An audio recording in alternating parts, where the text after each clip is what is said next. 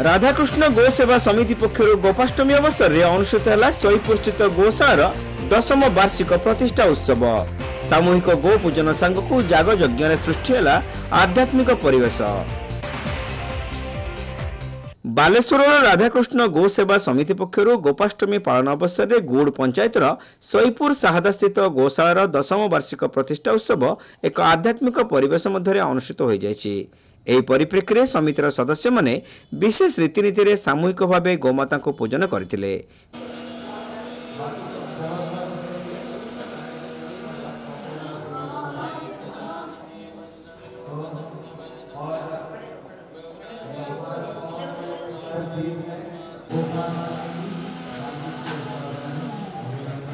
उसकी पूंछ को अपने माथा में लगाओ,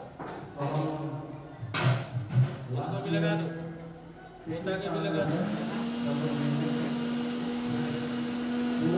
परे एक यज्ञ अनुष्ठित होइतिला। बालेश्वर विशिष्ट व्यवसायी द्वारका प्रसाद मस्कारा एवं धर्मपत्नी किरण देवी मस्कारा संकल्पी भावे यज्ञ अंशग्रहण करने पूर्वक श्री राधाकृष्ण आशीर्वाद नेबा सहित गोशाला रे गोमाता को वंदापना करी खाद्य खुआइतिले।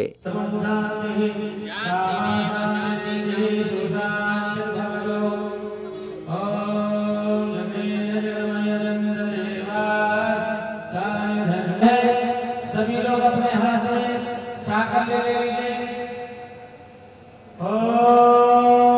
पूर्णाहुते नमः स्वाहा। सभी लोग स्वाहा बोल करके देंगे। बोलो भाव हमारे को वास करवाए, जैसे मैं आपका सेवा में भाग लेता। इसलिए भगवान आपका घर का नाम क्या है? गो। ओम वसोः पवित्रमसि सदधारम्, वसोः पवित्रमसि सहस्रधारम्, देवस्वासिता पुनाद वसोः पवित्रेण सहस्रधारेण सत्वा कामधुक्षः। गो माता, इसलिए भगवान का धाम का नाम क्या है? गो माता। तो हमारा लक्ष्य क्या है?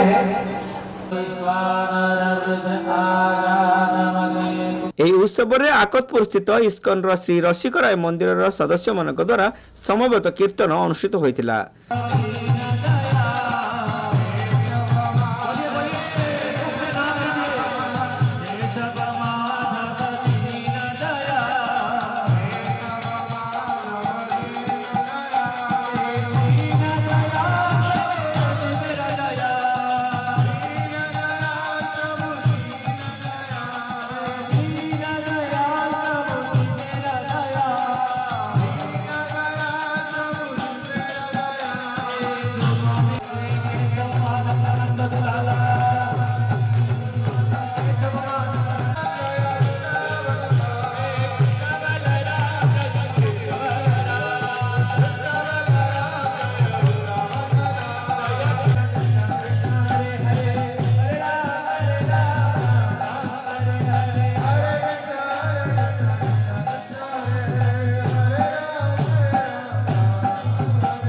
तो वो जो बछड़े थे और भगवान दोनों साथ साथ में दोस्त थे। उन बछड़ों के जो पूंछ होते थे भगवान पकड़ लेते थे, और बछड़े का पूंछ पकड़ेंगे तो बछड़ा क्या करेगा? चुपचाप बैठेगा? दौड़ेगा। भगवान कृष्ण और बलराम दो भाई पकड़ते नहीं थे, वो दौड़ते रहते थे और कृष्ण और बलराम उनके पीछे फिसलते रहते थे। तो वृंदावन की जो रज है वो इतना मुलायम है, जब आप जाएंगे उस पर चलेंगे, अपना जूता निकाल के तब पता चलेगा। तो ऐसा लगेगा कि पाँव को चूम रहे हैं, रज रज क्या कर रहे हैं? पाँव को चूम रहे हैं, इतना सॉफ्ट है। तो ऐसे वृंदावन में भगवान जब घुटने वाले चल रहे थे तो ऐसे लीला करते हैं। तो ऐसे ही जैसे जैसे भगवान बड़े हुए, चलना शुरू किए, तो जो बछड़े थे उनका इच्छा हुआ कि हमें ये जो नंदलाला है, कृष्ण है, ये हमारी रक्षा करें, हमें खिलाएं, हमें नहलाएं। और उसी के हिसाब से भगवान कृष्ण भी बत्सा मतलब जो बछड़े होते थे पालन करते थे, खिलाते थे। समितिर सभापति द्वारिका प्रसाद मोर एही उत्सव में पौरोहित्य करने सहित गोपाष्टमी पालन आभिमुख्य संपर्क में सूचना देते।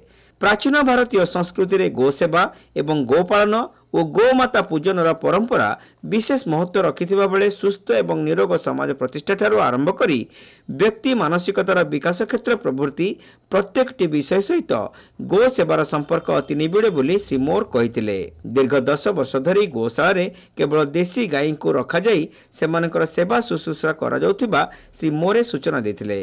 तेबे सांप्रतिक स्थिति रे समस्ते घरे घरे देशी गाई पालन उपरे से गुरुत्वारोप करथिले।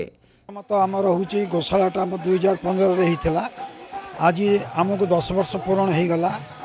बर्तमान आगु आमर गाई थे मूल जो आम आरंभ कलु आमर मूल 7टा गाई आरंभ कलु गोमाता आशीर्वाद आस्ते आस्ते आज आमर 230 गाई गोमाता अच्छा कथा हूँ कि ना गोमाता तो आम देश जो हिसाब से चली आमर ये कैपेसिटी ना बेसी गोमाता रखापी सरकार तो आम गोटे जगह देती सेमती तो जिते चाहिए भी आप गोमाता रखिपारे कि आमर दायित्व हूँ कि जी रखा तुम पाला ना जदि किसी असुविधा हम आमको पाप लगे तेणु चेष्टा कर गोमाता जी आम जी आम घास कुटा बर्तमान ये वर्ष आमको ना तो कुटा मिलूँ ना घास मिलूँ ना आमको किसी जिनस मिलूना आम कष्ट मष्ट कम चलुचु गोमाता देहु आम जहाँ करवा कथा करूँ कहार आम सागर सहयोग ना समस्त बड़ बड़ कथा कहते प्रकृत में कहार गोमाता प्रति आ सहानुभूति ना ये सहानुभूति सारा देश में चली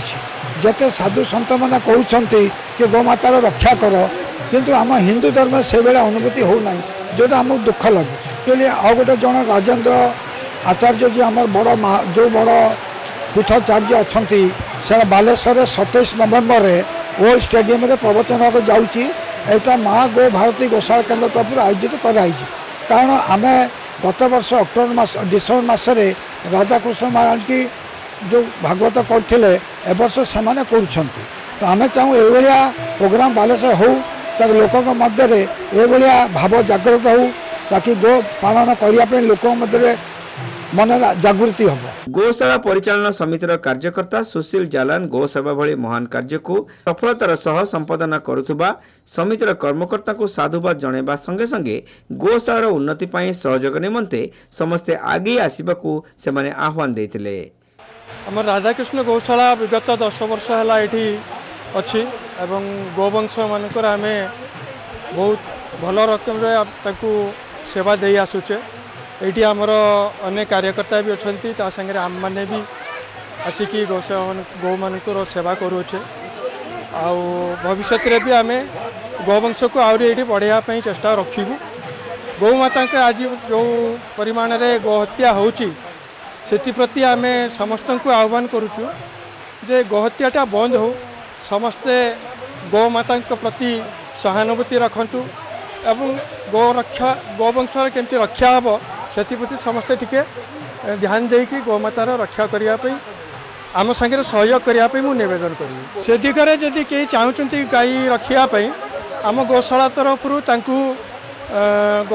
गोमाता दि जापर किंतु से माने बिकिबे नहीं कि कौन से प्रकार यातना देवे नहीं से कंडीशन से माने नहीं कि जदि घरे रखिकी सेवा करने चाहती आम सहर्ष देवाई इच्छुक अच्छु।